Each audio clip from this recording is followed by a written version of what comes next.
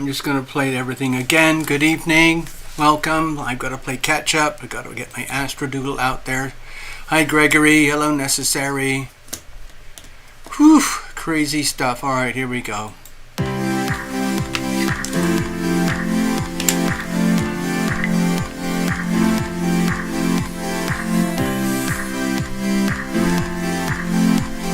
Hi, Victor.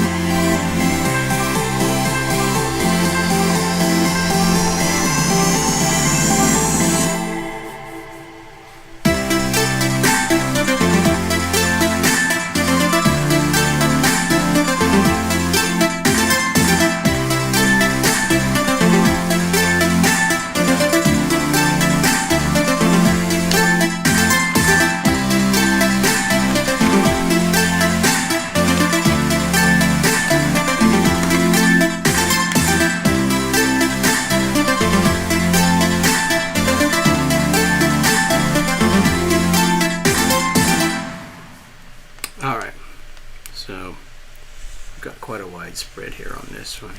Just chat amongst yourselves for a few minutes. I just gotta keep working on this Astrodoodle here.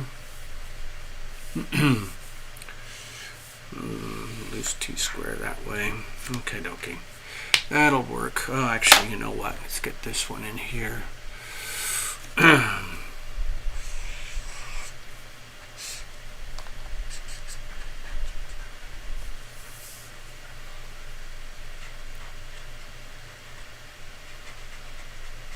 Alrighty.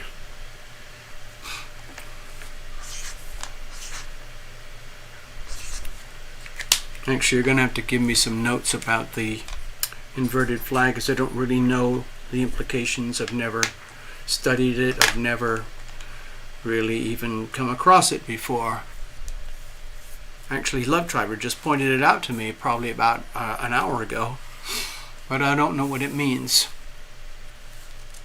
I could pretty much find out pretty quickly, I know that. Let's have a look here. So, let's have a look. All right, well, just give me a second. I'm still doing the setup, just working on the charts a little bit. Okay.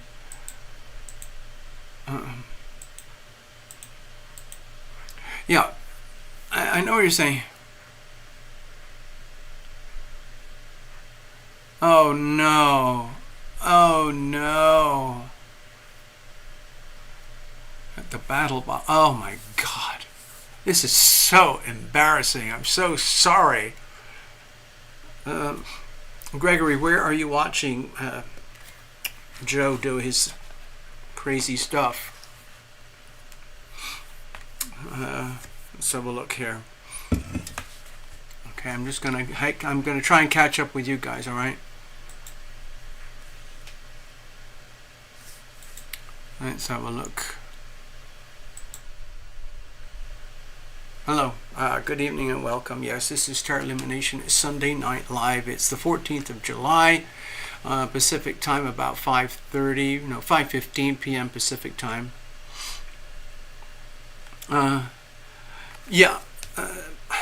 Again, I'm not sure. It's obviously something to do with some sort of message of distress, like a distress signal of some kind. That's my best guess.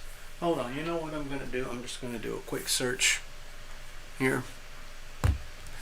Okay.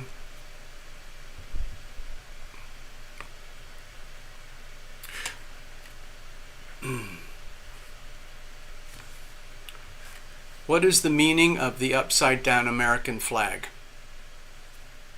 Here we go.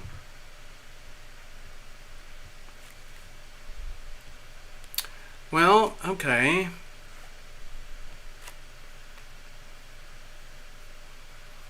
There's a lot of... It's a protest. It's a gesture of protest. A lot of people are flying their American flag upside down. I know it's it, but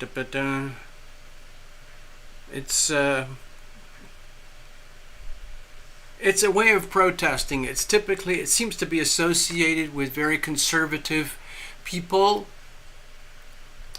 who, when they get pissed off about radical left-wing behavior, they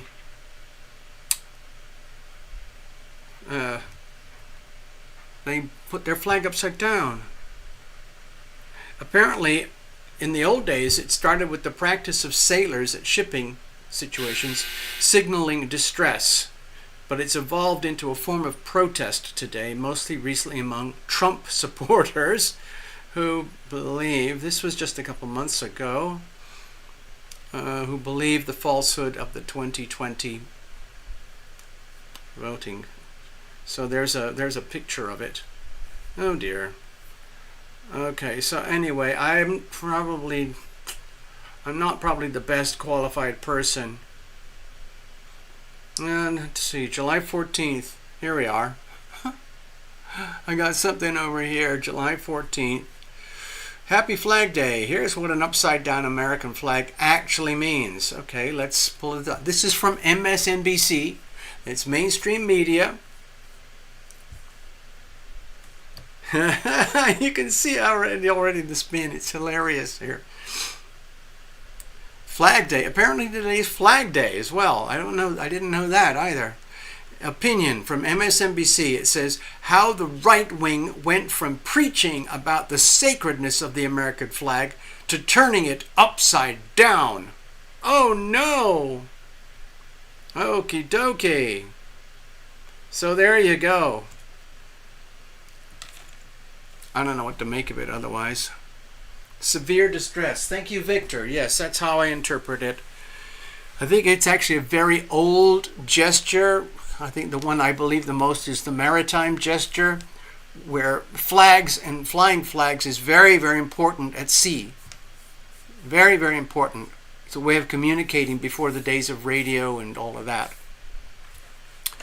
So, yeah. It's a major, major distress signal.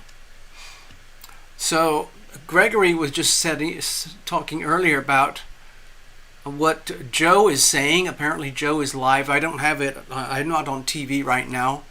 I did a quick scan. I couldn't find it, but Gregory is already saying that Joe said, it came out of his mouth, we resolve our issues at the battle box. Oh, God. But in a way, it's true. It is a battle box. So maybe we shouldn't be too surprised by what we're hearing. So we've been talking about this for months in advance now. The middle of July. We talked about it in the middle of June, early June. We looked ahead towards the middle of July, specifically the 15th, which is tomorrow, which would be, 15th and the 16th would be the centerpiece of the stress point with the with the Uranus and Mars conjunction facing off, in particular with the moon in Scorpio, all at 26 degrees. So, yeah, we're still leading up to it. I mean, we're already at kind of a crisis point. I've seen a tremendous amount of crisis material coming out of China, coming out of Wall Street and the United States Federal Reserve, Janet Yellen, Jerome Powell, plus other so-called, celebrity big names, Elon Musk, Tucker Carlson, Russell Brand, Alex Jones, Ben Shapiro.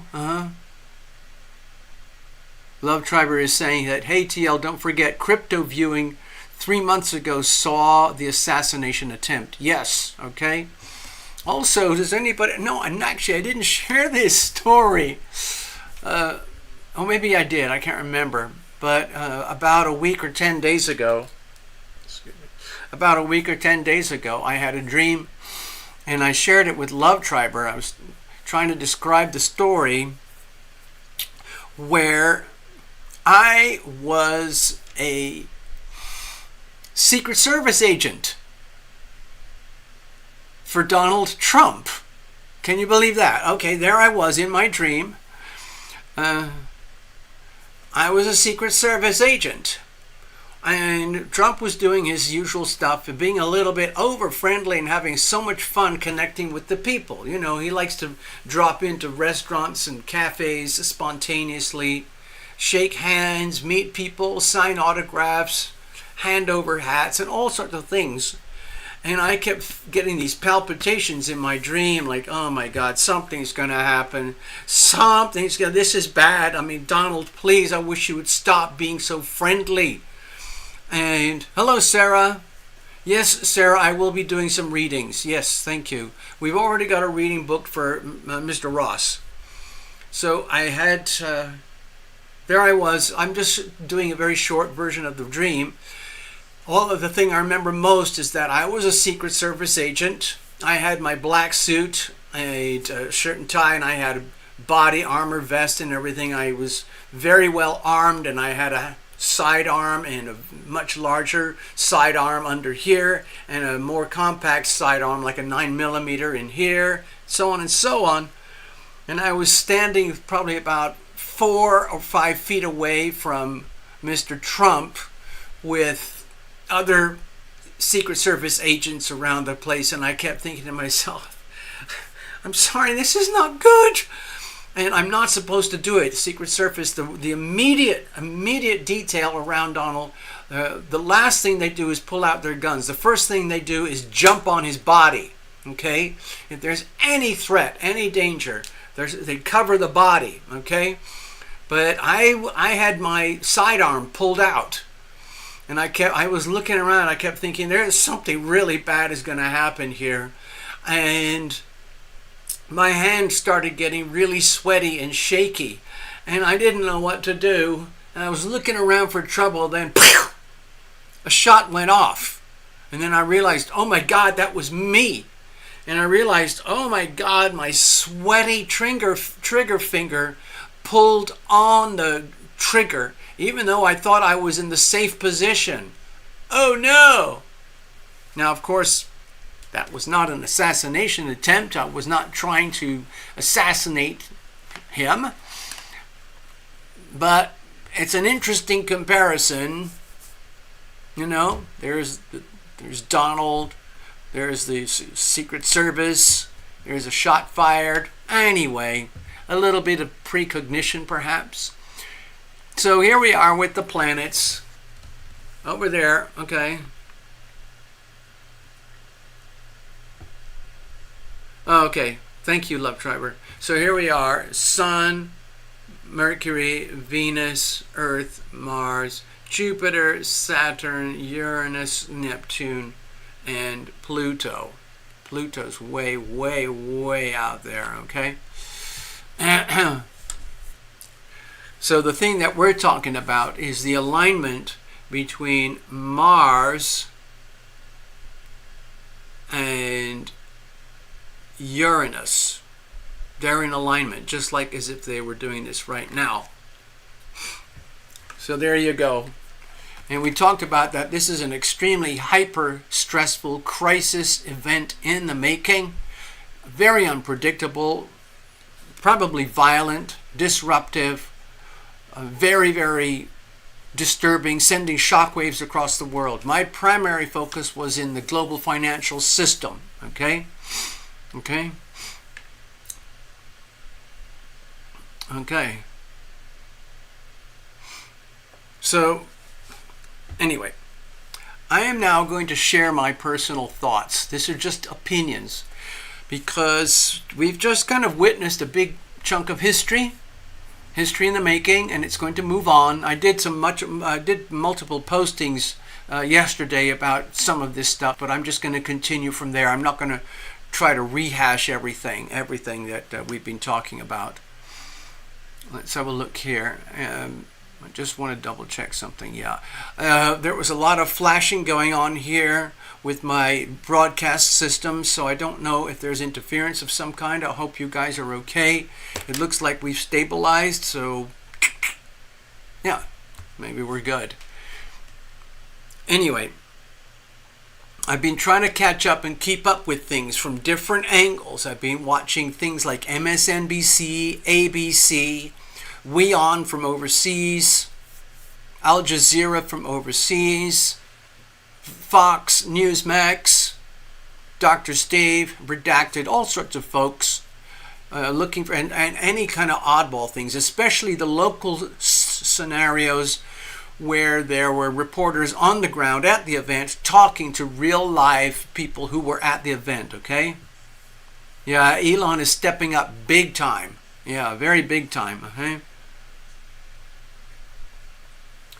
So, hold on, give me a second here. I need to refresh myself. This is not a commercial.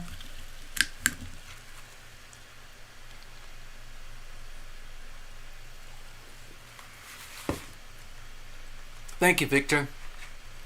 So, I'm going to share my opinions. There's talk about the guy who was in eyesight of the shooter a couple of minutes before the shooting, and the guy called it out. Hey, wake up, cops, look over here, look up here, look up, there's some guy on the roof with a gun. Okay, so that happened. We know that happened. And there's this timing issue. Okay, we know that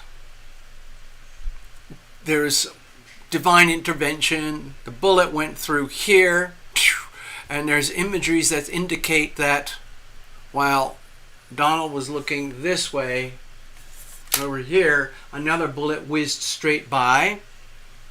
Okay, we also know that there were 5 shots fired in very rapid order, like, okay.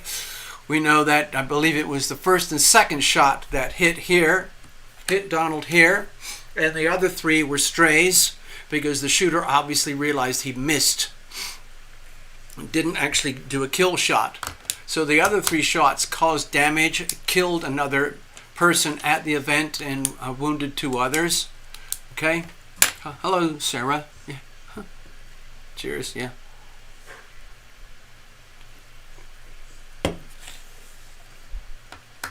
These are things we know already. I'm going through this stuff because it's directly pertinent to the astrology, okay? So we might as well just deal with it while we can, and maybe we'll do some follow-ups as history unfolds. We also know that Donald got up, blood all over the side of his face, over here, blood on the side of his face, going blood on his ear, and he insisted on putting on his shoes and standing up to face the crowd going, fight, fight, fight. Okay, that's all very well documented. It's fabulous TV. It's gone all over the world, real time. Big global headlines. We saw all the Secret Service jump on him and then take their time to make sure he's okay and drag him out there and get him to the hospital. There's a lot of contention about how that wasn't done properly. We saw all the heavy-duty, heavily armed military guys jumping up towards the stage area, looking out towards the people, towards the arena, and outwards looking for trouble. And we also have seen the images of the two security snipers on the roof close by. Okay. We've also seen images of the shooter on the building outside the perimeter of the event. We know the shooter was on the roof in camo gear with a high-powered rifle, and we know the shooter shot 5 shots. And there's all sorts of things. Oh, it's a conspiracy. Okay, this was all staged by Donald Trump to make it look like a spectacular assassination. Okay, that's one theory. There's another thing that I just mentioned, I should have mentioned. There's a close-up shot, you can see it, where there was actually, when his arm was like that, there's a big fat hole in his jacket right here. We also know for a fact that he was wearing body armor underneath the suit and underneath the shirt.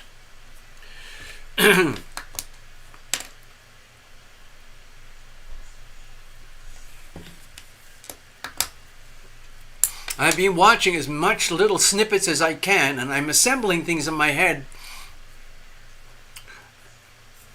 because not everybody's seen what I've seen, and not everybody has my opinions. So anyway, everyone's complaining that, oh, this is a lapse in security. The Secret Service should be ashamed of themselves. Alejandro Mayorkas should be ashamed of himself because he refused to provide extra cover for Trump, even though he's legally obliged to have the cover, so on and so on. There's a lot of jibber-jabber going on in Washington about all the drama. Of course. There's going to be an investigation by the FBI onto the Secret Service. Of course. They're going to look at the guy, Mr. Crook, young kid. Was he radicalized? Was he on antidepressants? His 2 parents were both professional counselors. We also know that the parents bought guns, including the gun that was used. They bought the guns legally.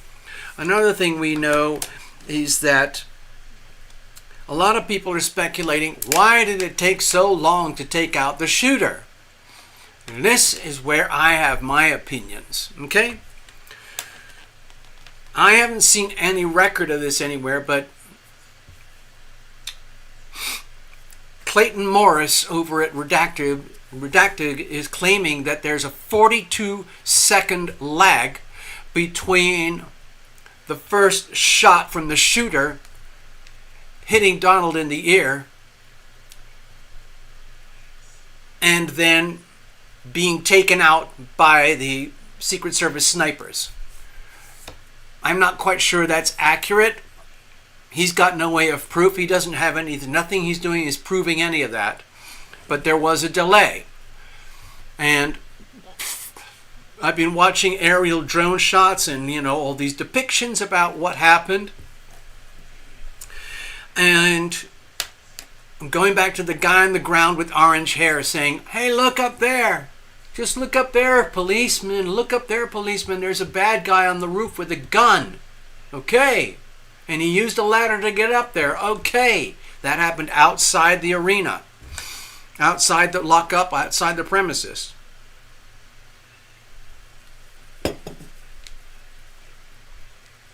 According to the orange-haired guy, there was some random kind of unprofessional, chaotic type of communication. Okay, what, where? Now, okay, imagine we're in a movie and I'm a movie director and we're kind of trying to set up the shot here. And we have very little time, a very low budget. We can only shoot it once, okay? Camera's rolling. There's Donald on the stage. Okay, he's talking. He's only been talking a few minutes. He looks over to the right. He starts looking up, like over there while he's talking. He keeps looking up to the right. Up to the right is where the Secret Service snipers are active and moving around. Okay, so that's already in play. The snipers are already up on the roof inside the arena. The snipers are facing toward the direction where apparently there's a guy on the other roof with a gun about 150 yards away. Okay?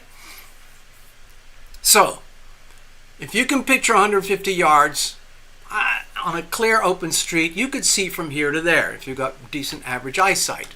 How accurately, that's a whole other thing. Obviously, the snipers, they have massive, they were using, what was it, W18 ammunition. Let's say on the shooter's gun, he was using an AR, probably an AR-556, because I could tell from the type of ammo that they recovered it was a 556. The shooters, the snipers, the Secret Service snipers, had guns that look similar, but they're much bigger, much heavier duty, and they're using a W18, which is a freaking monster bullet like this, okay? It's because it's built for very long range and supreme accuracy. So here's the thing. Donald, this is all happening at the same time. Donald is doing this, okay? What? While he's talking about, at his rally, blah, blah, blah. And then he does this, and then he does this, blah, blah, blah. And then he does this, and then splat. Okay? Got that? Now, we don't have any footage of any of this, but for that splat to have happened, and then in very quick succession, 5 shots. Pop, pop. Pop, pop, pop. Okay? That's all it was. So, that's actually a very short space of time. So for that shot to happen to get the ear, and another shot to whiz straight by, and another shot to possibly go inside the shirt into the armor, that happened very, very quickly. And for that shot to happen, the shooter must have had his head and the gun above the top of the roof line, just enough to get good sight and make a good shot. Okay. So at the same time, here's my opinion. The snipers, the Secret Service snipers, are fully aware that there is a shooter on the other rooftop, but they can't see him properly because if you look at the angles of the roofs, the way they're set up, it would be impossible for the snipers to see the shooter until the shooter popped his head above the edge to take the actual shots. So the snipers are there looking around. Where is he? Where is he? Where is he? Where is he? Where is he? And then the shooter pops up and goes pop, pop, pop, pop, pop, pop, pop. So there's, instead of 40 seconds, I don't believe that the snipers would just sit there waiting like, oh, I'm going to wait 45 seconds because that's what we were told to do according to the conspiracy theorists, because we're actually paid by the CIA and the deep state to delay the shooting of the shooter. I don't buy that personally. Personally, I believe that the snipers were doing everything they could, and they took him out. They had a very, very short window to operate because the shooter would only be up for about maybe 10 seconds. So in that 10-second interval, the snipers had to find him, locate him, take aim, and then shoot. And that's what they did. They shot, they killed him, they blew his head off. But at the same time, I don't know if you noticed in the footage, both of the snipers were going like this, because they were scared that they were going to receive some of the shots, because the shots were happening at the same time that the snipers were doing this. Okay? That's my opinion. That's my opinion. Yes, there's lots of issues, okay? There's lots and lots of chatter. Oh, there should have been a lot more resources, a lot more military, a lot more Secret Service. There should have been blockades all around everything, especially since Trump is such an obvious target. An extremely obvious, larger-than-life target. But anyway, we also know that Mayorkas and the deep state refused to provide any more services. So there, I just wanted to share my opinion. In other words, we're just looking at a mess of a situation, and most people involved, I believe, are doing the best they can. Yeah, there's some nasty stuff going on in the background. We know denial of services went on. We know that there's a lot of paranoia and schizophrenia and conspiracy theorists, all of that.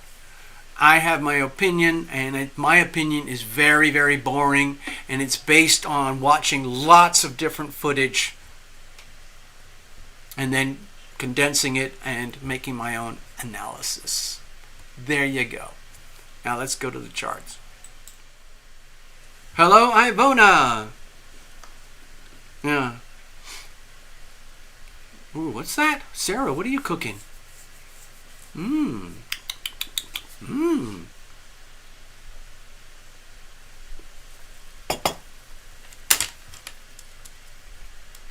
So, some of you know I did a whole bunch of videos trying to keep up with all of this, a bunch of shorts and everything over the last few days, but this is where we are right now. Same old, same old. Crisis point, crisis point, crisis point, major extreme crisis point. And this is for the global financial axis. And then we did another video, I'll just very, very briefly buzz through that one, where we showed, thank you, Necessary Truth, I did double check all of that, and she's absolutely correct, the other astrologer lady. She didn't do any charts, but she mentioned how the conjunction of Mars and Uranus in Taurus, 26 degrees, matched up exactly with the midheaven point of Taurus, 26 degrees for Donald Trump himself. There you go. At the pinnacle of his destiny here in this life, in this world. The very, very pinnacle of destiny, there you are. Crisis point, assassination. But life moves on, and he's going to continue. So there you go. That's that. So the other thing we pointed out in the other video was the massive Venus-Pluto opposition, Leo and Aquarius.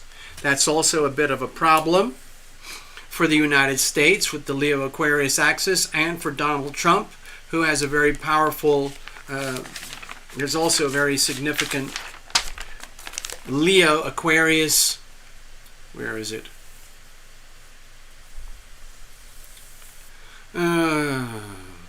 Leo-Aquarius axis here, okay? We pointed all that one out. And we also pointed out the Gemini-Sagittarius axis over here, just to, add some color and context and to fill things out a bit. And so none of this is a coincidence. Here's Donald. Here's the sacred geometry. Here's the United States. Here's Donald himself. It's not a coincidence. We also did an astrology condensed chart for Joe Biden. And again, none of it's a coincidence. You could see the extreme Scorpio, Taurus, opposition, and so on. I'm not going to go into all of that now because I already did several videos on all of that.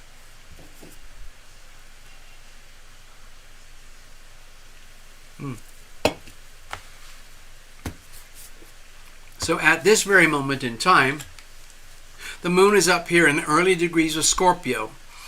So it's just a matter of, today's the 14th, so over the 15th and the 16th and the 17th, the moon is going to move from here to here. When the moon hits 26 degrees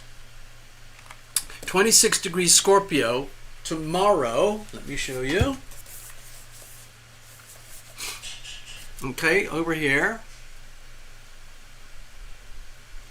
Right here. Okay, sorry. I mean, it's kind of a mess, I know, but it's basically right here.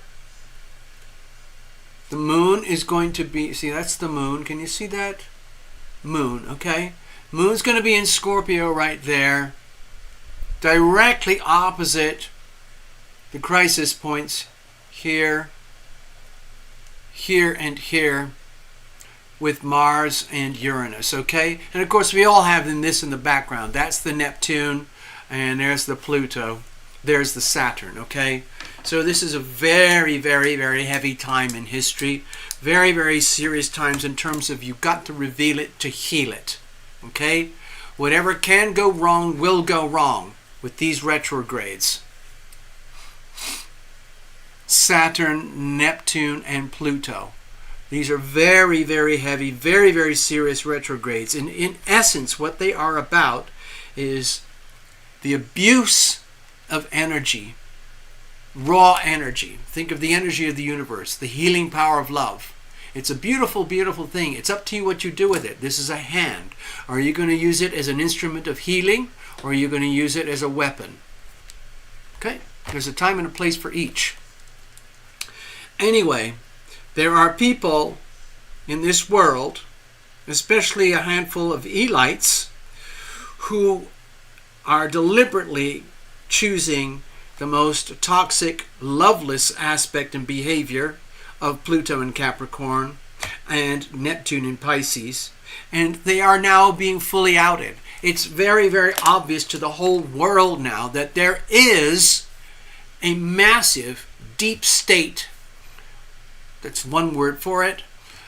Basically, it's like an invisible cabal of extremely wealthy, powerful people who are utterly obsessed with power and money and control. And the more they have, the more they want, and they can't stop themselves. They cannot help themselves. It's an insatiable lust, and it can never, ever be satisfied. Love is the only way you can get the real satisfaction. It doesn't matter how much power or money or control they have, they will never, ever feel fulfilled. The more they have, the more they want. That's it. Hello, Robin. So there's a lot of revealing for the healing, okay? We've got the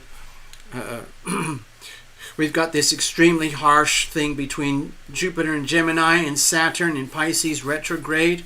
That's basically calling out, shining a very bright light on the karma that has been heavily abused. And right now, today, a story just came out, which I'm going to share, because it's this is probably the most disgusting thing that can be done on Earth, okay? And I'm going to try and share it here.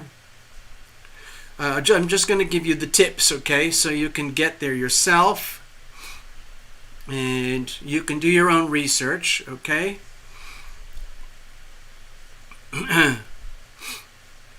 All right. So there's material coming out here and there, here and there. This is from Redacted. There are 2 paths to prepare for inevitable food shortages. Okay, here we go. Skip that. Okay. Well,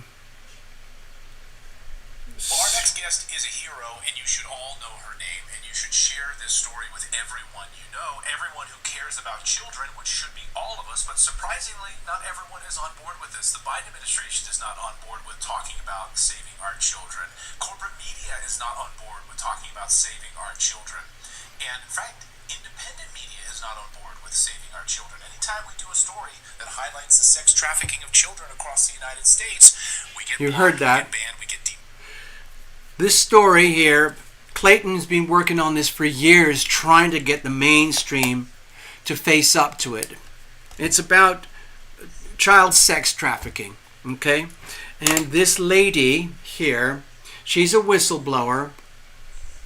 Her name is Tara Rodas, okay? Tara Rodas, okay? Her name is Tara Rodas, and she is now blowing the whistle. She was deep inside the deep state with HHS and all of that stuff.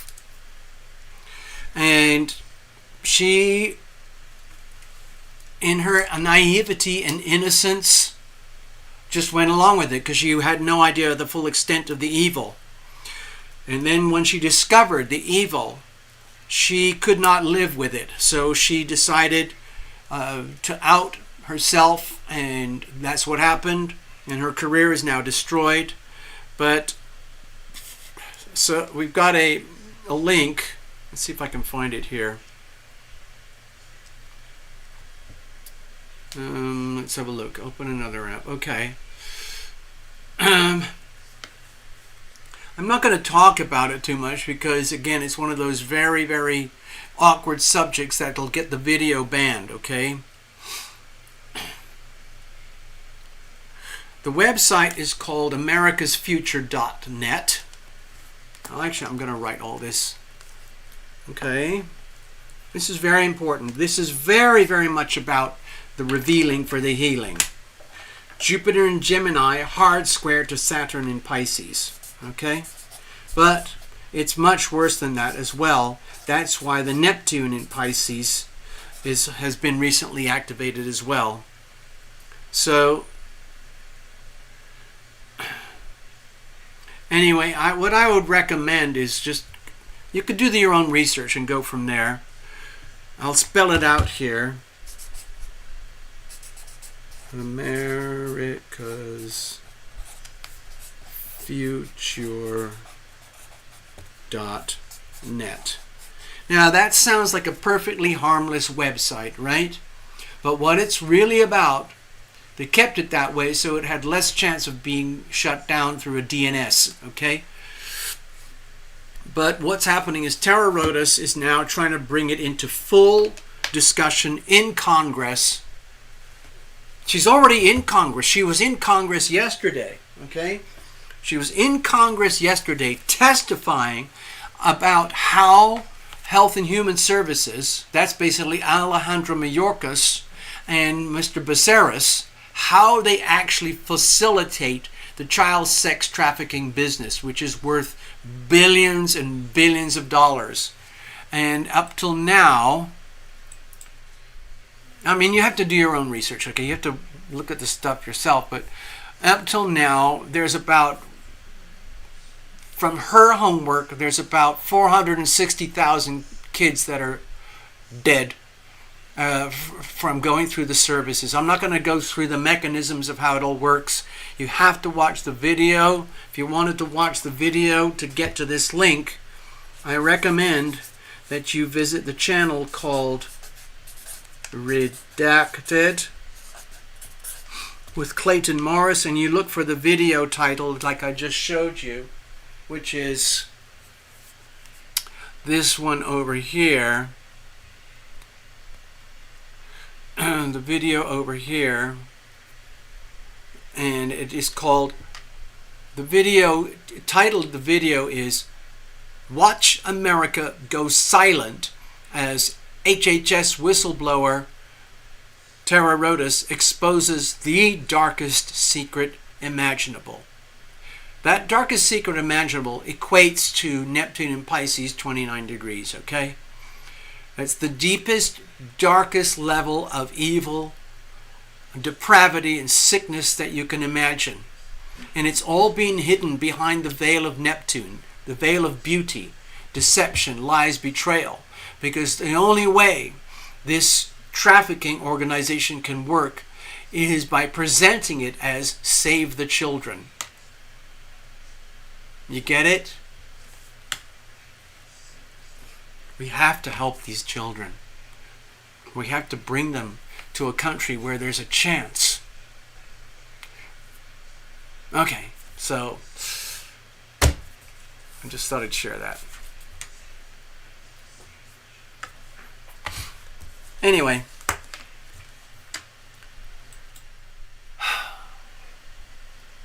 so there you go.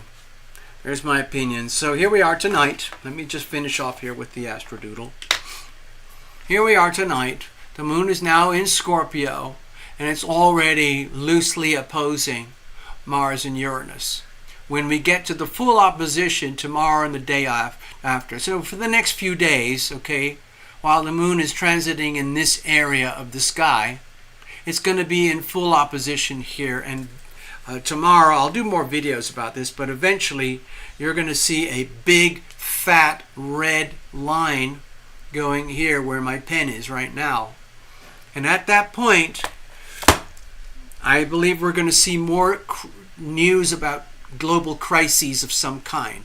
Here's my personal opinion. I did not do any remote viewing to figure this out, okay? I've actually done remote viewing. It's something pretty much, well, not every, you can do it if you want to. You have to, it's kind of an exercise because you literally have to make yourself completely open to be able to remote view successfully. And it's very, very, very hard to do that part, the psychological part of disengaging your opinions, your prejudices, your belief systems to the point where your soul is completely open and has the ability to traverse the heavens, time and space in real time without interference. Anyway,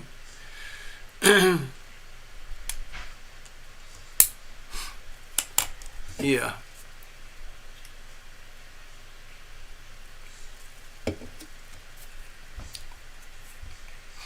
In my opinion, we're going to see something pretty scary in the United States with the Federal Reserve banking system, Janet Yellen, the U.S. Treasury, Grandpa Joe, and the federal government, which is the enabler and, let's say, propagator of their evil agenda. And that's all to do with money. Big, big, big money. Where effectively the veil of deception is falling apart. And we the people are starting to be able to see behind the veil of deception. And behind that veil of deception is a massive fraud. It's the biggest scam fraud that's ever been perpetrated in existence by people. And that is the global financial system as we know it today. Especially modeled after the United States Federal Reserve banking system. It's coming unglued and it doesn't have anywhere else to go. And nobody really knows where to go from here. And people are just, in that banking world, are just operating on they don't know what else to do. So they just keep going in the same direction that they know how to do already, knowing that they're heading for this unknown territory. Okay? Remember, Uranus in Taurus is regarding shock, awesome awareness, awakenings, disruptions, chaos, upheaval, revolution in the global financial system. That's happening live now, real time. It happens quite slowly, but it can also precipitate suddenly. Bammo! China is in very, very deep trouble financially, as we know. Same thing with the Fed. And they're both trying to basically avoid an implosion, a calamity, by just doing what they've always done, which is just effectively to print more money and tell everybody that everything's great. That's it. That's their business model. That's how they operate. Because it works extremely well. They print more money, it circulates into the banking system and then through and back into the stock market to the asset holders, asset owners, BlackRock, Blackstone, State Street, Vanguard, Fidelity, and so on and so on. Plus all the people in Congress and so on and so on. Anyway, what are you doing? Cooking tips? Okay, anyway. So, one of the storylines I feel is bubbling up, and I shared it already, is that we're at a crisis point with China where Mr. Ping is starting to panic big time because he knows his country is imploding financially. He knows that it's becoming extremely hard for him to get cash to pay for his military, pay for food, pay for building their war machines, to pay for the soldiers, their food, their wages, their salaries. It's becoming almost impossible. So he's starting to rape and pillage and steal from his own people in his own country. And so it's getting very bad over there. And eventually, my feeling is that it's going to collapse. You might have heard of the guy, what's his name? Anyway, he's got a work coming out. It's already out. It's called The Coming Collapse of China. And it's an inevitability. And I agree. It's just a question of timing, and I'm looking at the timing right now. It's very, very crucial. I haven't done a lot of close matchups with China and the astrology and the way we've been doing it with other things right now, but I guarantee that the Saturn in Pisces and the Neptune in Pisces crises are heavily impacting China right now in terms of dissolving their fraud, exposing their fraud, dissolving the veil that covers the fraud. And there's nowhere to hide for Mr. Ping. So the more desperate he gets, the more maniacal he gets, the more despotic and more belligerent and dangerous he becomes. And my feeling is that he will want to go out in a blaze of glory, and he's more than happy to sacrifice millions, tens, hundreds of millions of Chinese people in terms of death, famine, starvation to achieve his dream, which is ultimately to go to war and prove his masculinity and muscularity before he dies. So I think that's happening live, real time right now, and he's starting to realize that if Donald gets elected, Mr. Ping has a very short window of operation. If Donald gets elected, it's going to be very, very hard for Mr. Ping to execute a war successfully. Basically impossible. So he has to, my feeling is Mr. Ping is very, very tempted to do something very warlike in the next few months. I know it sounds insane because he's not really capable of a successful military operation. He thinks he is, but it's not. It's not really. And while Joe is still in office and while Joe still has his foot in the door to keep the door open so that the CCP, the PLA, the China influence can still flow very actively, that is the window of opportunity for Mr. Ping to strike. However, by the end of November, so it's like we've got August, September, October, November, we got about a 4-month window. Okay? And what's happening in the next few days, I have a feeling, is going to trigger something or other in the world events that might trigger the next thing, which could be very, very volatile, violent, warlike. Okay? Whether it's in Europe, with Ukraine, Russia, or maybe with the Arab-Israeli thing, or with China, Taiwan, or there's all sorts of places where it could spark off. but with China especially.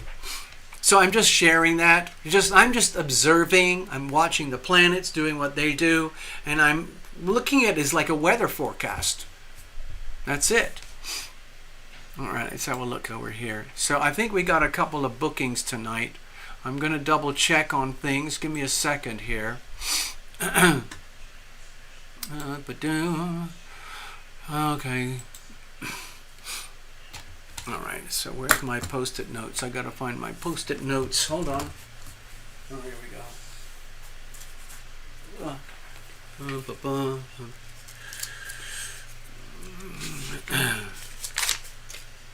Okie dokie. Alrighty, so.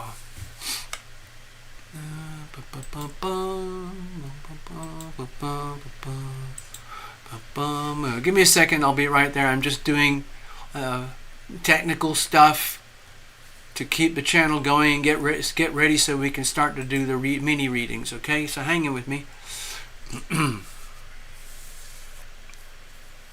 Okay, sorry, I need to go back to the stage again. So I mentioned this, we're at the point of critical mass right now, at this crisis point, extreme hyper crisis point, violent, disruptive violence, okay? Revolutionary violence, global financial system, but it also affected Trump directly because of Trump's midheaven 26 degrees Taurus. We know all that. So this moment in time here, in the next few days, in the next week or so, because I see it personally as a major crisis point, just like when you have tectonic plates, volcanoes, earthquakes, lightning, whatever it might be, that has an after effect. That can go on for days, weeks, months, okay? So if we're looking at this as the trigger point, the crisis point, the actual crises could drag out for months, okay? Months from here. Because we still have this and this and this going on for pretty much most of the rest of the year. So this is like an ongoing, continuing crisis, okay? All right, so we've got readings. We're going to do a couple mini readings, all right? Tonight we have Serenova,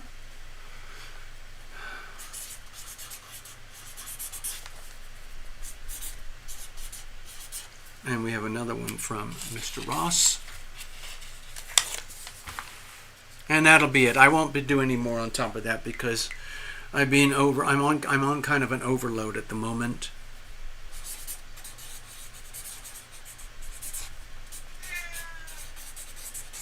I got you, Bubba. I got you. Stay there. Here we go. Bubba, come here. Bubba, come here.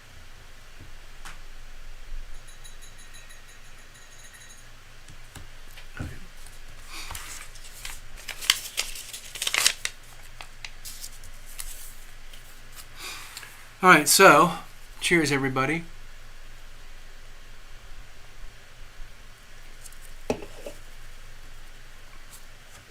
Let's put this aside for now. If we need to, we'll come back to it. But for the time being, let's leave it at that. I've shared my opinions. I hope I didn't hurt any feelings. I hope I didn't scare anybody. I'm just commenting on what I see. Yes. Let's put this aside over here. We got that. We got that.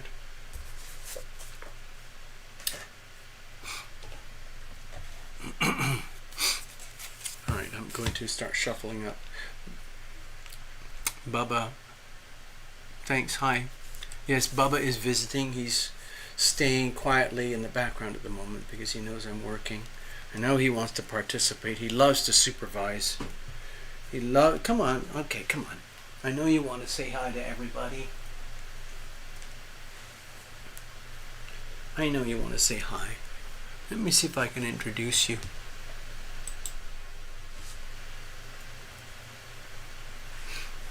Here we are. Here's little Bubba.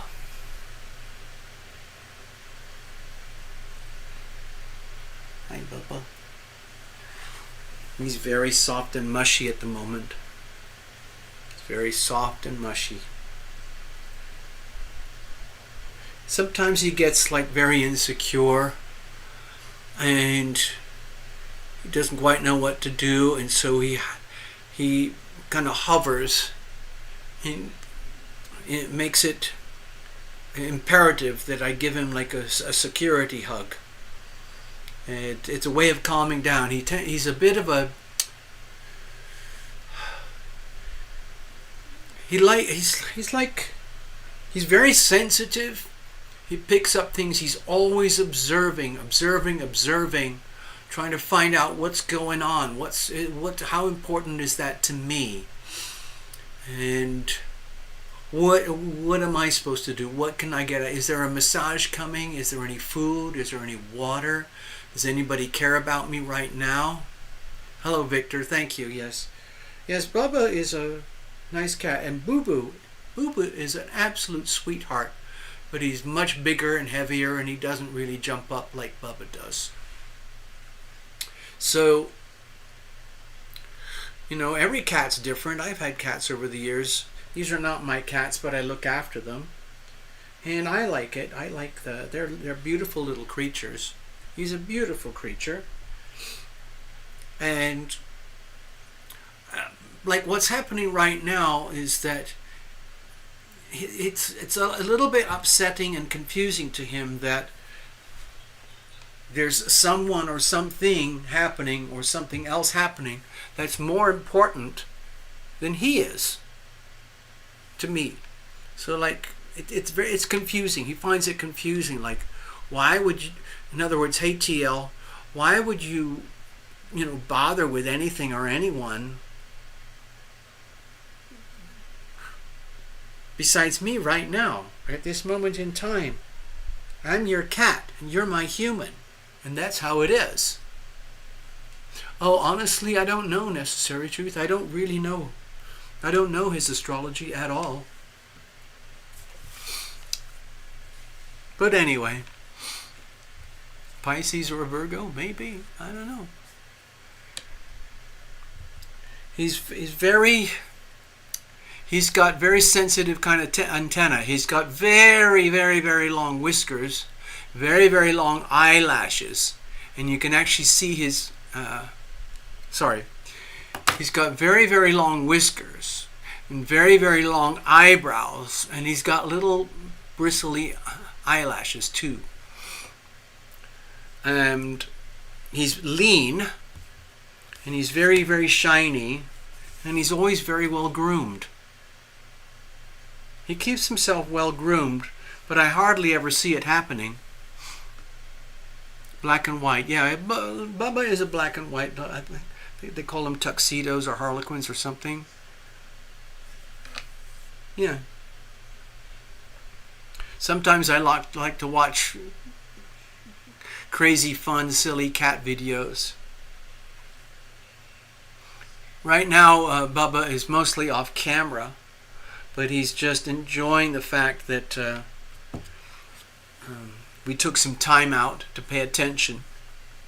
He just wanted to get reassurance that at any moment in time, if necessary, he needs reassurance that he is the most important thing and the center of attention, okay? Yeah. I see your notes there, people. Yeah. Gregory has a beautiful cat. I know that. So it sounds like Sarah has a cat as well. Oh no, it's your dog. You've got a black and white just like your dogs. Okay.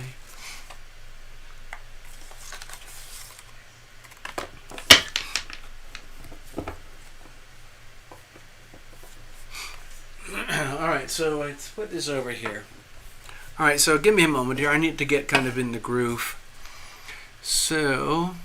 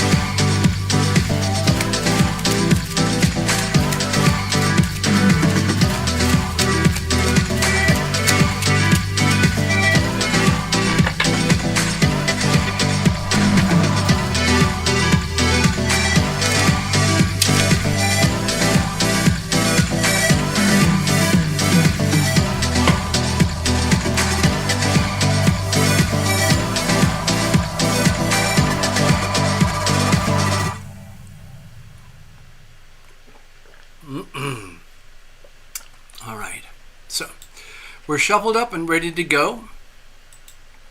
Hope everything's well with everybody. We'll do a couple of readings and we'll have a farewell moment while everybody departs and goes off and has their Sunday night, Monday morning, if you're over in New Zealand. All right, here we go. So let's bless this deck, bless every single card, bless all the technology, multiple softwares, everything running simultaneously, very smooth and happy.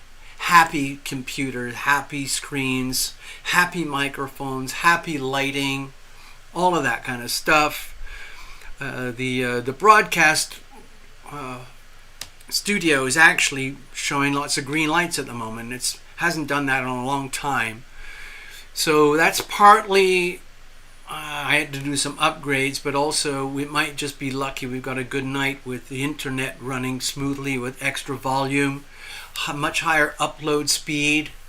I don't care too much about download speeds because I can watch stuff with medium or okay quality, but I need heavy duty uploads. But anyway, thank you, Victor. We'll see you again. If you haven't seen them, Victor, I did a lot of stuff leading up to tonight's video, and I posted it on my channel, and I think I did a couple on Rumble, and I did a bunch of stuff on X. Okay, I'm trying to spread out and protect myself, insulate myself from the vagaries of YouTube, but it's a very long, slow learning process for me, apparently. So your cards are well shuffled in advance, okay, Sarah? And we don't do jumpers, flyers. I don't do reversals. I just like to keep things very pure, very, very simple. Reduce and simplify. I like to do that with many things in life. It's easy to find the most complicated, expensive way to do things. It's much harder to find the most simple, efficient, cost-effective way to do things. And I think of that, if you can do that, that's elegance. Okay, take care, Victor. All right, Sarah, what's going on? What kind of messages do we have here tonight for Sarah? All right, here we go. Here's the situation. Here's the challenges. And here's how we're going to handle things. Let's have a look here. External influences. Of course, I always, pretty much always default to the planets. Look at this. 9 of Cups. Okay, so I'm getting instantaneously, I'm getting a double messaging going on here. First message is, Dear Sarah. Some people call this the wish card. I think of it as a happiness card of having an abundance of happiness. I equate this card to myself because I use a little bumper sticker mantra with myself every day. It goes like this: I'm a very lucky man. I'm a very wealthy man. I'm a very happy man. And I'm a very blessed man. All in my own way. And I remind myself constantly, okay? Otherwise, it's so easy to slip into the sludge the sewage pit of misery and self-pity and fear. So I try to stay on top of it and realize that happiness is a choice, and I can choose to be happy. I just have to work very, very hard to be happy. Okay? So, my feeling with the Nine of Cups for you, Sarah, here is, number one, please be aware of how blessed you are already in terms of a relative scale of happiness on a global scale. I don't know this, I can't prove it with facts or information, but you might want to take a look at your life, look around you, and understand that you are swimming in abundance. It may not feel like that or seem like that, because most of the time, a lot of the way our psychology, our bodies, our nervous system, our survival instincts are built is to be perpetually looking for problems so that they can be solved, so that we can get one step closer to success and happiness, which translates as having fewer and fewer and fewer problems. In other words, it's almost like saying, feeling like a very lucky person, a very wealthy person, a very happy person, a very blessed person, doesn't mean you have to have that. It's almost like it's about removing obstacles, because this is an indication, it's a kind of a default setting. You already have abundance. You have the healing power of love already flowing in your life. You have luck. You have wealth. You have happiness. You have blessings already. And it just needs to be understood and needs to be owned. You need to own that, so that you are literally now radiating the energy of Nine of Cups, energies of like abundance, almost to the point like, wow, I never thought about it, like I'm truly blessed. Okay, you make your own luck. There you go. So what's the situation? Let's have a look here. So with Nine of Wands, this is an indication that, okay, to me it makes me feel like you're living your life right now. You have a very clear understanding of where you are. You just needed this quick little reminder here. Just like, oh yeah, I know what you're talking about, TL. I know, I get it. But it's so easy to slip out of this mindset. And that's why I kind of brainwash myself every day to try and maintain as much of this as I can. Because a lot of the times during the day, it's so easy to slip into the quagmire and the ditch at the side of the road and start to feel like, oh my God, everything that can go wrong is going wrong.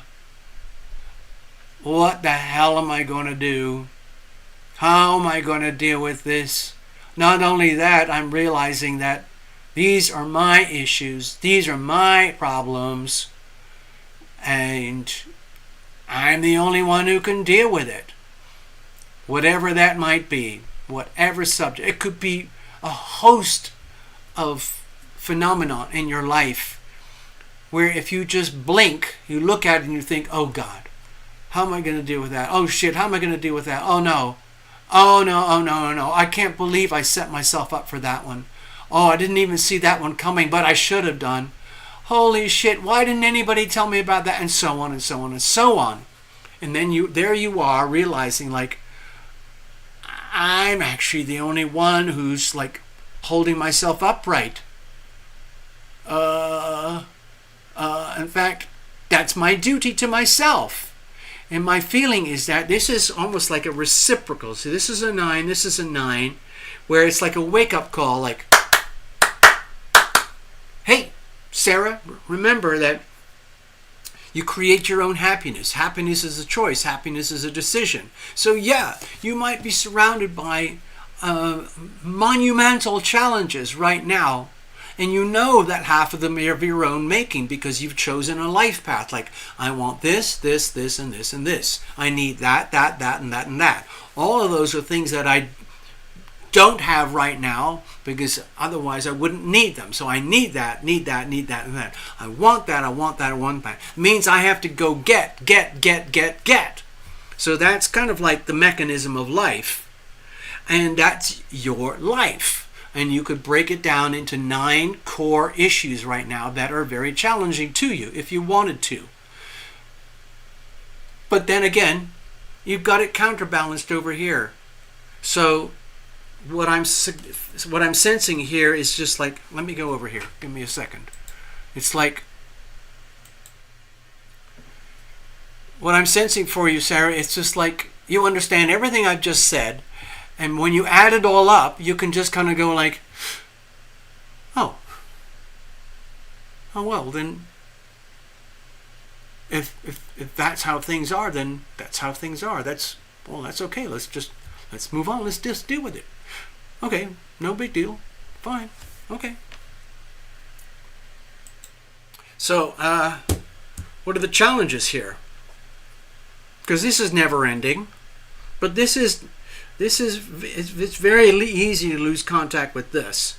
Let's have a look. What are the challenges here? Okay.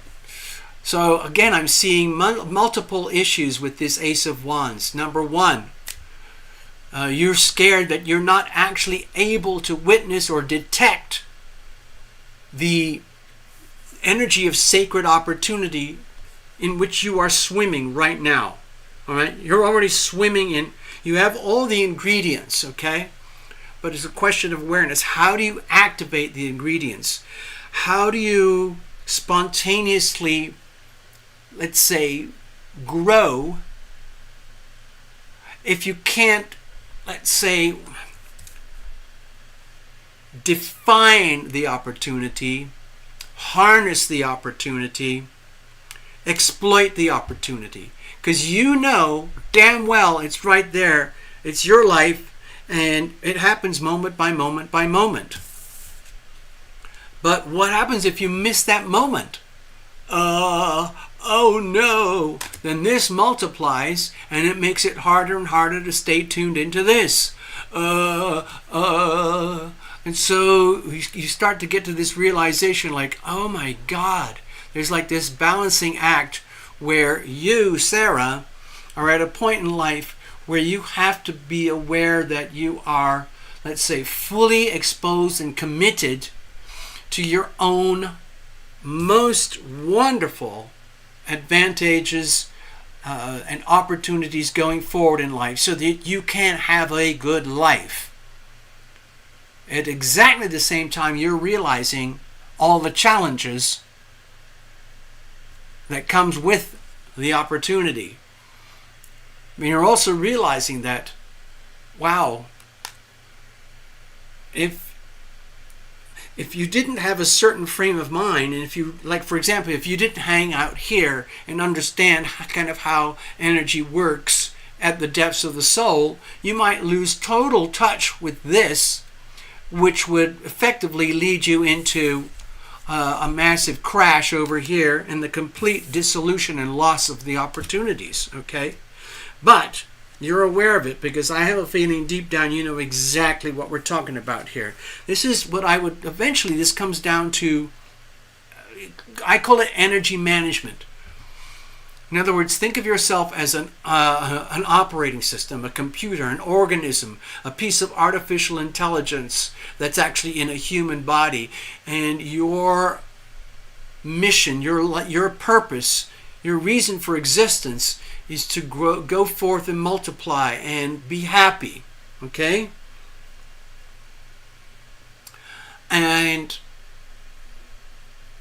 you start to realize that if you do it in a very sort of three-dimensional mechanistic way, you're just going to create one problem on top of another on top of another. If you come at it from an energy perspective where it's like learning how to go with the flow, understanding that the challenges are there, understanding that energy is in a state of perpetual motion. It's kind of like learning how to surf the waves, so that you see the opportunity, this is a good moment in time right now. Jump, fearlessly jump into the moment of opportunity and go with it. And when things become, let's say, risky or hazardous, you know when to pull out and sort of live to fight another day, so you don't become overwhelmed. But it's a process. It's a process. It's almost like learning how to... I'm not a surfer, Sarah, but that's the best analogy I can think of. Where you get to the point where it isn't a struggle anymore. It becomes a very natural phenomenon, like, whoosh, whoosh. In other words, you don't live a life where you're permanently expecting to be permanently on top of the wave. Like a drug addict, addicted to opium and Cymbalta simultaneously. Instead, you understand that life is cyclical. There's night, there's day, there's sorrow, there's joy, and you go with the flow. And the point is to be in the flow to the point where it's not even like work. It's more like fun, and it just becomes natural. Like when a challenge arises, you deal with it. Whoosh, the problem dissolves. And when a moment of wonder and beauty arrives, you enjoy it. And that dissolves and moves on. And it's like perpetual motion, okay? So how are you going to move forward? Because in some ways this is very, very delicate. This is like a very delicate energy management. Hold on, give me a second. There's another way I'm trying to describe it until how you feel it in your body. So instead of seeking highs, like people chasing the stock market or people doing currency trading, always trying to make a fast buck now, and they're living in a hormonal rage fueled by energy drinks and the addiction to win, win, win. Instead, it's reaching a point of happiness where what really makes you happy is something that physiologically feels like being content. So when you're content, it's got a very similar energy to someone who's just sitting on the front porch in a rocking chair, kind of doing that.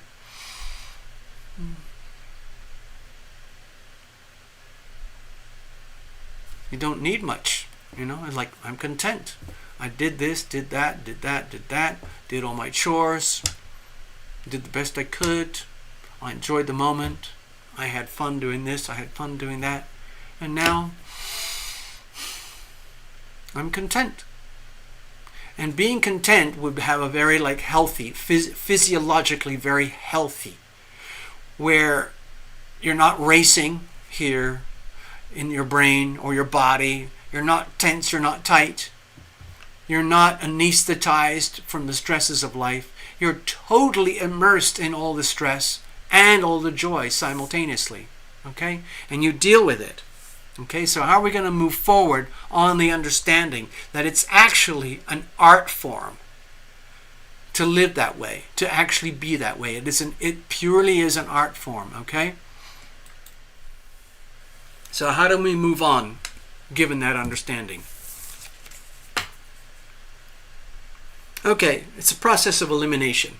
With the Queen of Swords here, in order to achieve this kind of serenity here, this energy of contentment, where you're aware of the opportunities, but you're not like a junkie chasing highs, okay? You're just living in harmony with the flow of life, flow of energy. Breathing, pulse, your heartbeat, your blood pressure, your blood oxygen levels, your diet, your relationships, your family, your home, your health, your body, everything like that, your mind. It's in a state of contentment, serenity. One of the mechanisms to get there and to maintain that is to permanently, what's it called? ABC. ABC. Always be cleaning. Always be cleaning. ABCs. constantly removing, rejecting, saying no to anything and everything that interferes with your contentment. In other words, as soon as you smell anything or anyone that disrupts the harmony, you basically say, no, no, sorry, no. Like, for example, maybe you've got friends and family who they're pressuring you to do this, be that, go here, go there. And you're kind of like, oh God, yeah. And then you realize, wait a minute, I don't actually want to do that. That's not really good for me. I'm sorry. And you just say, no, sorry. Nothing personal. I don't mean to hurt your feelings or anything, but no. I hope that makes sense. Thank you, Gregory. Sarah, that's your reading. I hope that made sense to you. It's kind of wild and out there. The way I sense it with your reading is like understanding how you operate at the depths of your heart and soul, kind of like an operating system. Like, oh, I never thought about it like that. You know, computers have an operating system. Everything that I'm doing here has operating systems and technology and lots of controls. And sometimes I get really stressed out about it, but sometimes I'm in the flow and it just moves very, very smoothly. Same thing like when I'm doing music and art and writing, which is what I love to do. I don't know. I haven't done much recently. I'll play one song for you later. But anyway, you kind of get in the flow, sort of like being a psychic or remote viewing, where the energy just comes to you and you accept it, you allow it to flow through your body. You ask for the healing power of love to fill your body, mind, heart, and soul from above. And then you allow for that to happen. Of course, there's more to it than that, but that's why I call it energy management. It sounds very neutral. It sounds very nothingy. Energy management. You have to understand how energy works in the first place, and then once you understand how it works, then you have to learn how to manage it so that you're not trying to force it this or force it that. It's about being in the flow of contentment where it looks like it's magic or art, effortless. Alrighty. So Sarah, I hope that helped you. We're going to move on now. We've got a reading for Mr. Ross over here, and that's it for tonight. I'm not going to do any more readings after that. Fully booked. Thank you. No more readings after Gregory tonight. Thank you very much. Thank you, Sarah. Thank you very much. According to Mr. Ross, it's been determined that Bubba is a Capricorn with a Leo rising and a Pisces moon. There you go. Hello, Hamana Haider. And hello, Rain of Rain. Welcome to the show. Thanks for hanging out. I hope you're enjoying things. We had a little astrological discourse earlier, and now I'm just doing a couple of live mini readings with a couple of clients. A lot of us have been here for years, and we just hang out together on Sunday night. It's like a little tiny club. You're very welcome to hang out, especially if you're into astrology and tarot and things like that. My pleasure, Sarah. All right, Mr. Ross, let's see what's going on.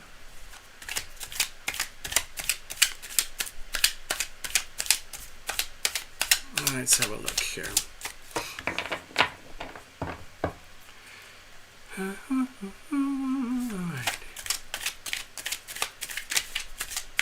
No jumpers, no flyers, no reversals, no nothing.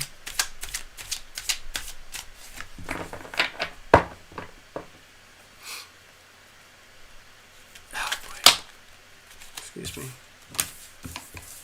Sometimes I have to remind myself how lucky I am with my own invisible friends. And also, because I have different categories. I don't know if I ever mentioned that, but that's what I have. I'm just going to do a little tiny illustration here.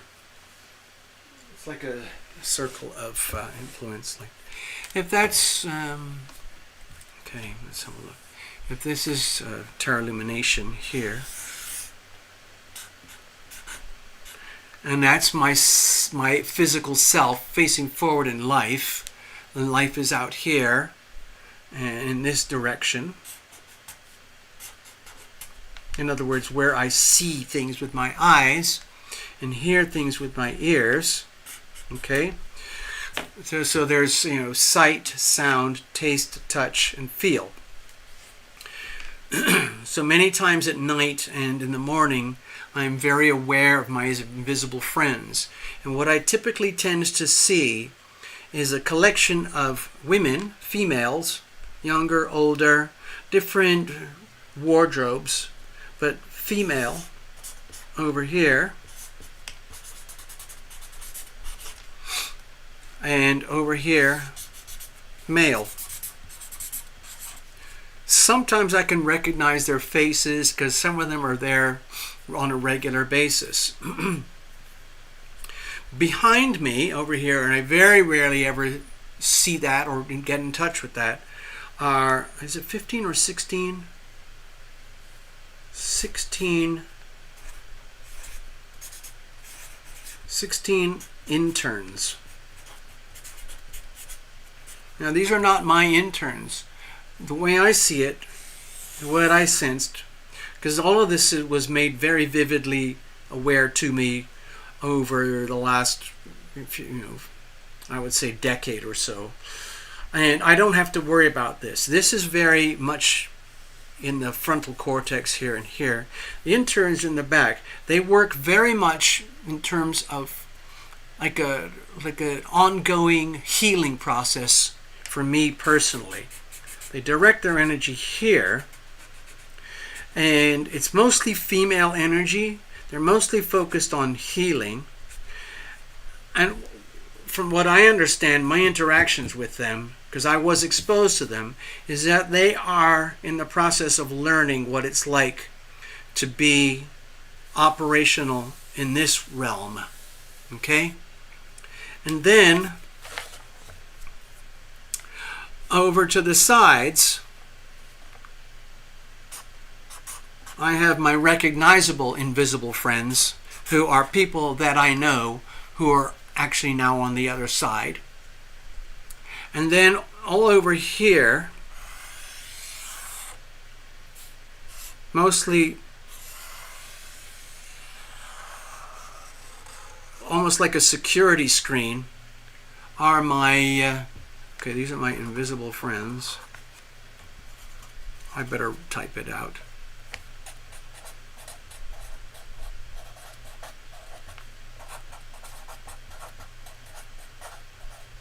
And over here,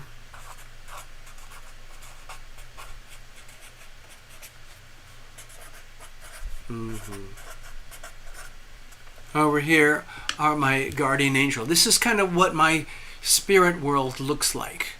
Okay? And I learned over many years that these folks here are mind-bogglingly powerful. Very, very fierce. Because I've had, Love Triber was saying, somebody, was it Love Triber? I can't remember. But anyway, it was something came up very loosely, quickly in a random conversation. Like, how did you survive so many near-death type situations?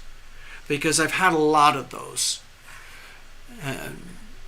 And health things and accidents, trauma, very frightening attacks and things like that. Being on the receiving end of violence, let's put it that way, and potential death. And what happens is, this is sort of like I guess it's the equivalent of my Secret Service people. They're very, very powerful, they're very, very effective, and they can act instantaneously to create what effect, like in the most extreme conditions, it turns into a complete sphere of protection. Like an impenetrable sphere of protection that completely surrounds my whole physical being, my body, mind, heart, and soul. Because that's the only way I can understand or explain why I'm alive today. But I'm very rarely in contact with them on a daily basis. This this is every day. Typically beginning and end of the day. Sometimes it's a very, very direct sensation. And a lot of the invisible friends, that's random. That can happen anytime. I can be driving in a car and they'll just show up. Or I could be going for a walk. I could be in the grocery store. I could be sitting around relaxing and then poof, there they are. Okay. I just wanted to share that so some people have a perspective. Put this over here. Put that over there. I don't know why I felt the urge to share that, but I felt I had to do it, I guess. I don't know. Sorry. Cheers, everybody.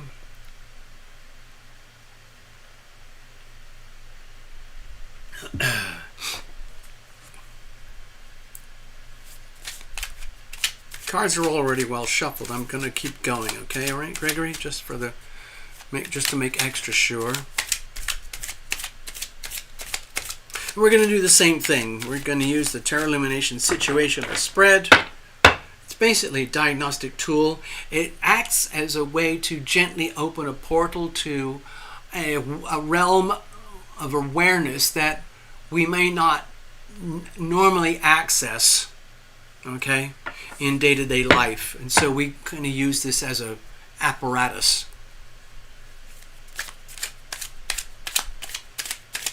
It facilitates the opening of the body, mind, heart, and soul to the healing power of love, where there's a lot of energy available to us. All right, let's have a look here. All right, what kind of messages do we have for Gregory tonight that he may not otherwise access? All right, let's have a look. Here's the situation. Here's the challenges. Here's how we're going to handle things. Let's have a look at external influences. Perhaps the planets, we'll see. Okay, I got everything upside down. Excuse me. That means I have to flip all of these. We got the moon card here.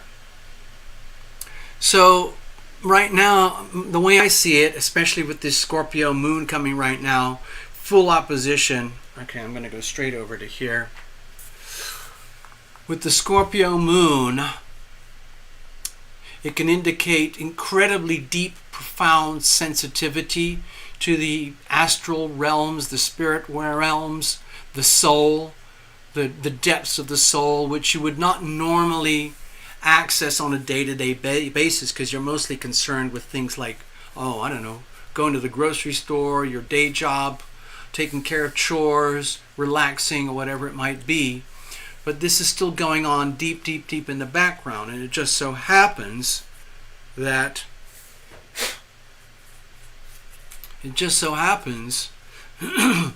that this is traversing at a point that's extremely hypersensitive because of other planetary alignments. Right, okay, for example, we've got a very, very acute opposition polarity with Pluto and Aquarius right here and Venus and Leo right here. It was very acute yesterday, but it's softening up now. Okay, that's why I kind of widened it here. And basically in a matter of hours, it's going to be a very sharp, harsh T-square. Okay, so that could, and of course that's being opposed by this. Now, it's not going to be a perfect grand cross or anything, but in terms of Aquarius, Leo, Scorpio, Taurus, those are the four ingredients of a grand cross of fixed signs. And that can be very uncomfortable. And that discomfort could be felt in the body as fear of the unknown, okay? Especially because this is such hyper unpredictable energy and how it actually plays out. Now the angles and degrees are way off, but again you've got Taurus, Scorpio, Aquarius, Leo. fixed signs. Right now we got a pretty sharp T-square right here, and we're also going to get a very sharp opposition here. So this is all pending, and so that could translate into the physical body in terms of day-to-day waking life as sorry, I had to go here because I felt it's important to understand. It could be felt in the physical body as a deep sense of profound, unsettling fear and anxiety about something that's unknown, intangible, hard to define, but you know it's there, whatever it is. For example, the obvious example is the recent assassination attempt on Trump. It has triggered tremendous, let's say, unsettling energy in millions of people in America and across the world. It's a very, very, very shocking, disturbing event. And I know it affected me profoundly. And so that's just one example. But then you have to take it to the next level. How does that translate to you personally, in your life, in your world? Because the same transits are happening to you personally. You're not Donald Trump. The transits affected him in a certain way. The transits are affecting you in a certain way. And with the moon card here, what I'm seeing is that there's a deep feeling of like, I wish I could just hide and I didn't have to participate in all the external things of the world right now. If I could just hibernate and be like a, just wait for all the bad things to disappear. That's perfectly understandable, okay?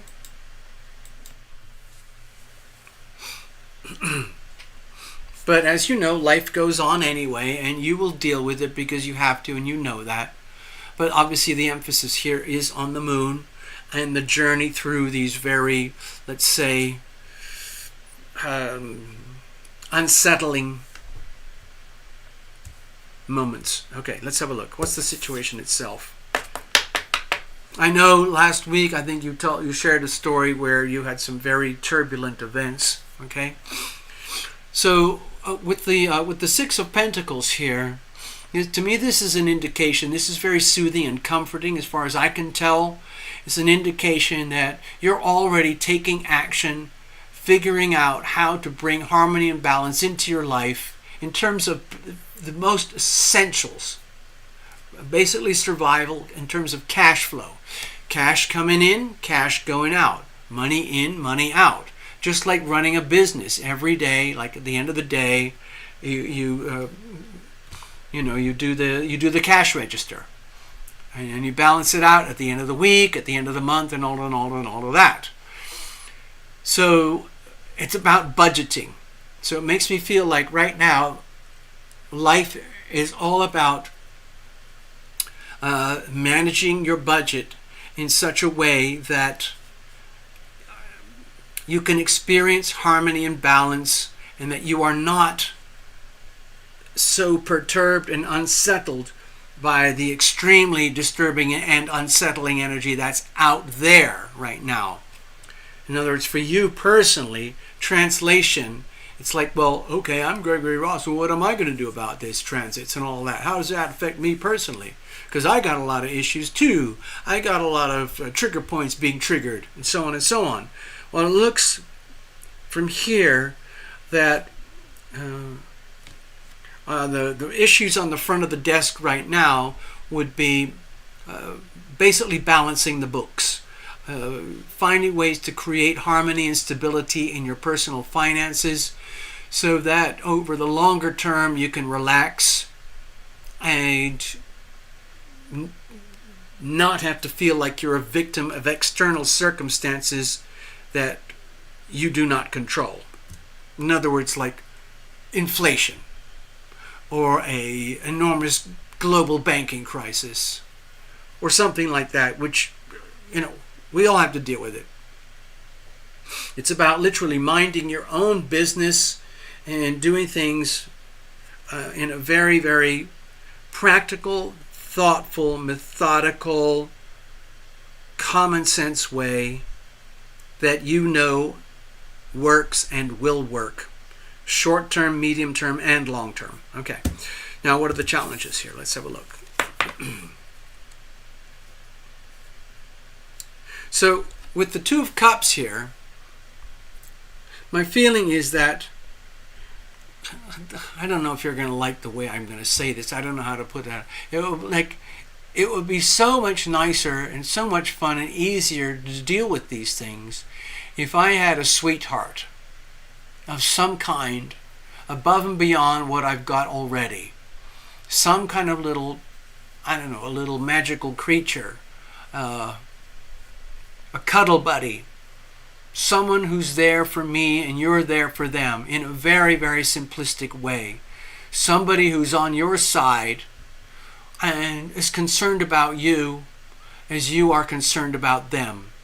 Like, for example, and this is going to sound ridiculous, Gregory, but, you know,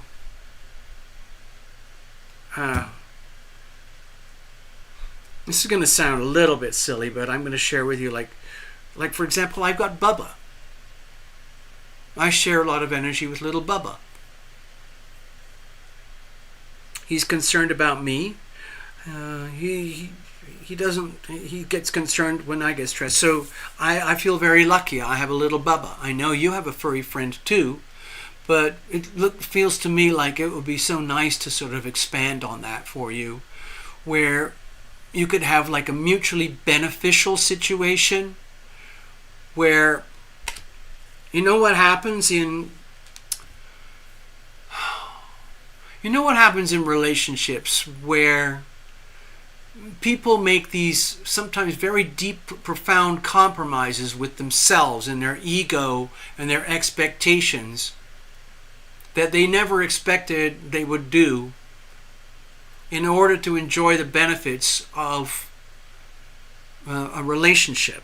And I'm talking about something very, very simple here, just having someone to hang out with where you could maybe share a little bit more openly. They share with you, you share with them in a way that's very much mutually beneficial with no great expectations to it. In other words, we're not talking about marriage contracts or having to be lovers or having to be, soulmates or anything like that. All I'm sensing here is that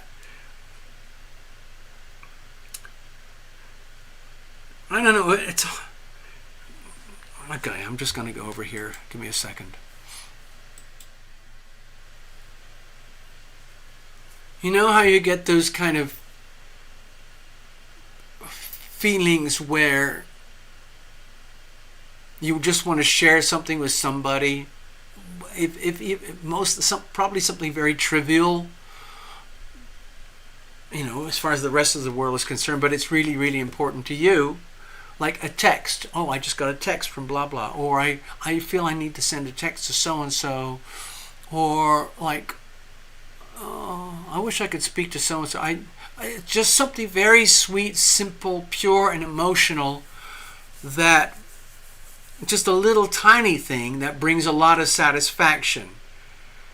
And when I see the Two of Cups for you here in this situation, it makes me feel as though you're scared, you're worried that you don't have a confidant. You don't have someone where you could just tell them like, God, I feel really sad right now. I just wish I could do this or wish I could do that, or I feel really good right now. Do you want to go for a walk? Do you want to go for a beer? Do you want to play some golf or something? Something very, very, very simple, very pure, okay?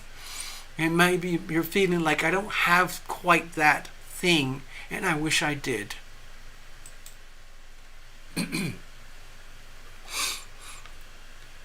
In other words, to make it worthwhile. In other words, I'm not just living my life for me. Okay, how are we going to deal with this moving forward? Okay, so we've got the Justice card here. I know, Gregory, over time we've talked about like business and clients and things like that, the coming and going of business and clients, and up good times, bad times, really tough clients, really good clients, so on and so on. And also about how you feel like your life is going through some really big, profound changes deep down inside right now. So when I see the Justice card here, the way to go forward is to, it's almost like, I'm going back to the beginning here, feel the fear and do it anyway. Even though there might be a lot of things that might make you feel very unsettled and maybe scared, frightened about life, the future, and everything. And that, yes, you know that it's important to take care of business and do what has to be done. You know that. But there's this part that's also an indication, like understanding that, well, this is my life. No one else can live my life for me. This is justice. Everything's perfect. Everything's balanced. Everything is exactly as it should be. Why is that so? How is it so? It's because it can't be any other way. The things that aren't working for you are perfectly appropriate. And deep down, in some way or other, your soul would know that. And the things that are working for you are perfectly appropriate. And you know that you deserve that, and so on and so on. In other words, everything is just. Okay? Everything that's disturbing and frightening out there, you have every reason to be disturbed and frightened about whatever is still hidden behind the veils, or things that you don't understand, things that aren't working, things that scare you about life or the future. It's all understandable. It's part of life. And to me, with the Justice card here, it's just an acceptance that in its own way, everything's perfect. Everything is exactly as it should be. And there's an art to acceptance. There's an art to accepting things as they are, understanding things as they are. There's a lot of very, very, very disturbing, scary, sad, tragic, sick stuff happening in the world right now. And it's perfectly appropriate, given what's happening with human behavior, the planets, nature, and all of that. Simultaneously, there are some amazing things happening in the world right now, with certain individuals, places, countries, people, so on. And it's a beautiful, beautiful thing. And that too is perfect. And it's all happening simultaneously. So what my feeling here with the Justice card is coming to this mental realization, like, yeah, I got to take care of business. I know it. I wish I could, feel a little bit more loving and be loved, be loving, be loved. I wish that was a little more evident, more obvious, more active in my life, as opposed to just an intellectual concept or a wish or something. But given all of it put together, things are the way they are, and this is how it is right now. And so to go forward, going forward from this position, it's about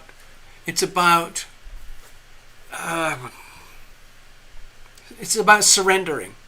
It's about surrendering to the reality that this is how it is. Consequences, Saturn, karma, we build karma. Good things, bad things, and so on and so on. And just acceptance.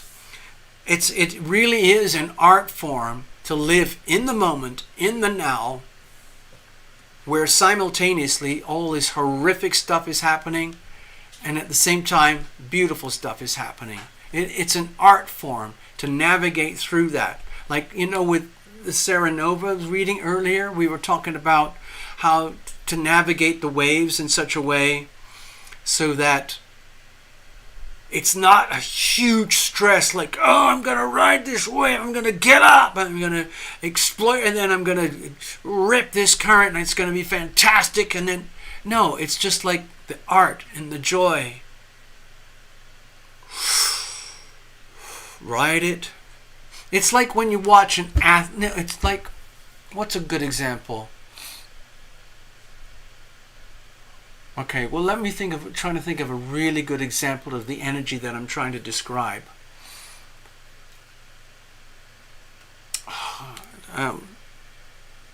Like with Sarah and the surfing analogy, I'm thinking of a beautiful thing I saw on a video the other day where there was this Belgian Malinois dog, beautiful dog, super hyper intelligent. Do not ever get one because you'll never be able to keep up with it. It demands incredible amount of attention, time, and energy to keep one of those dogs. But some people can do that. And this Malinois was taught how to skateboard. And it's just mind-boggling to watch how this dog skateboards. It goes up and down stairs, down sidewalks, zoom, zoom, zoom. And it's perfect. The flow of energy is absolutely perfect. It's like it's being in tune with the divine. Okay? So it's the same thing with your reading with the Justice card. My feeling is the Justice card, it's like it's an art form surrendering to that which is. Just divine surrender to that which is. All the shit that's ever happened to you by other people. All the shit that's happened to you that you've brought upon yourself. All the love that you've brought to other people. All the love that you've brought to yourself. It's all in perfect harmony and perfect balance right now. Okay? And that translates into like a sort of state of serenity. Once you accept it. The art of acceptance, it is truly an art form. Like, this is me. This is Gregory Ross in all my glory, in all my tragedy, in all my strength, all my beauty, all my power, all my fragility. That's me, Gregory Ross. Thank you. Thank you. And so on and so on. I hope that makes sense to you. All right. Thank you very much, everybody. It's been a splendid evening. I hope you all got something out of this.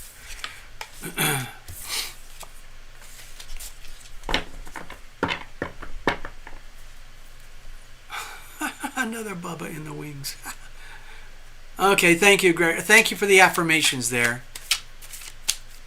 Thank you, Gregory. I see that on the screen. Take care. All right, what I'm going to do now is I'm literally going to wrap out of here, speed time, and I'm going to close up the stage and the workshop, and we can all go on and live our lives. But as I exit, I'm going to play my little 2A song. 2A stands for Second Amendment. Because I think that's very, very important right now. It's my rebel song, okay? It's me dealing with all the censorship, all the deep state maniacal perverts, and how they're trying to screw up the world for good people like us, okay? And the chorus line is, you can't take me down and you can't shut me up. I got the First Amendment by rights. And if the first one is threatened, I've still got the second. I'm not going to go down without a fight. So I'm going to play that little song for you now if I can find it. How am I going to do that? How do I do that? I know it's here somewhere. I think I'm digging around in my files right now. Okay, here we go. This is it. This should come up nicely. So brace yourselves. It's a pretty rough, very, very rough recording. To a song. It's from TarotLumination. It's pretty rough, but I hope you get something out of it. It's sort of got an Americana feel. Okay? When will I stop being censored? All I'm doing is speaking the truth. Instead I am labeled as a domestic terrorist extremist with with a short fuse. The fake news just lies and suppresses. The Marxists are writing the scripts. The unaware masses get led to their slaughter while patriots try to resist. Oh, you can't take me down and you can't shut me up. I got the First Amendment by right. And if the first one is threatened, I've still got the second. I won't go down without a fight. Yes, we still have our sweet Constitution, but it's severely being abused. Our only solution is a new revolution to take back what belongs to you and me. I'm sick of the perverts and pedos trying to normalize child sacrifice. They revel in evil and their satanic rituals packaged in their delicious lies. No, you can't take me down and you can't shut me up. I got the First Amendment by right. And if the first one is threatened, I've still got the second. I won't go down without a fight. It all began way back on 4th of July in 1776. The founders and fighters gave their lives for our freedom. I don't want to live through that again. You see, I'm recalling a past life from that exact time. I shed blood to shake off the chains of the tyrants and despots who owned us like cattle. But if I have to, I'll fight them again. Oh, you can't take me down and you can't shut me up. I got the First Amendment by right. And if the first one is threatened, I've still got the second. I won't go down without a fight. No, you can't take us down and you can't shut us up. We got the First Amendment by right. And if the first one is threatened, we've still got the second. We won't go down without a fight. There, I hope you liked it. Gotta press the stop button now. So there, that's my little contribution. Good night, everybody. Take care of yourselves. Protect your money. Protect your privacy. And protect yourself, okay? Patrick Humphrey says keep your head on a swivel. When you're going to the car park, the gas station, the grocery store, keep your head on a swivel. You gotta see what's around you. Maintain situational awareness. Okay? Very, very, very important. Okay, we'll see you all soon. Thank you for hanging out with me. I really appreciate your company. Good night. I'm going to play it out here so I can have a little tune. You can just say toodaloo that way, I guess. We'll see.